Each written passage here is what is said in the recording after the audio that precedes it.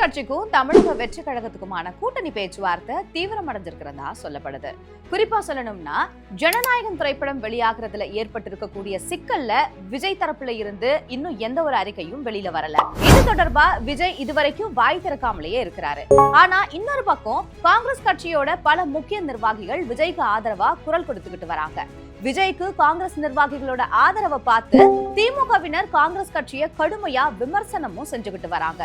இதுக்கு மேலையும் காங்கிரஸ் கட்சியை நம்ம கூட்டணியில வச்சுக்கணுமா அப்படின்னு சமூக வலைதளங்கள்ல திமுகவை சேர்ந்தவங்க கேள்வி எழுப்பிக்கிட்டு இருக்காங்க. இந்த நிலையில தான் ராகுல் காந்தி நீலகிரிக்கு வந்திருந்தாரு.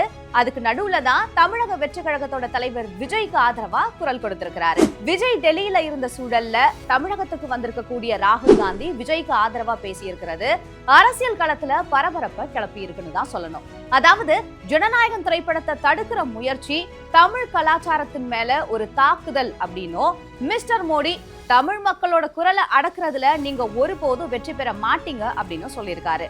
தமிழக காங்கிரஸ்ல பல்வேறு நிர்வாகிகள் தாவேகா கூட்டணிக்கு ஆதரவா பேசிக்கிட்டு வர நிலையில ராகுல் காந்தியே விஜய்க்கு ஆதரவா குரல் கொடுத்திருக்கிறது மூலமா காங்கிரஸ் கட்சியும் தமிழக வெற்றி கழகமும் கூட்டணி வைக்கும் அப்படின்னு எதிர்பார்க்கப்படுது. அதே நேரம் இது தேர்தலுக்கான திமுக கூட பேரம் பேசுறதுக்காக கூட இருக்கலாம் அப்படின்னு சொல்றாங்க அரசியல் வட்டாரத்துல விவரம் தெரிஞ்சவங்க.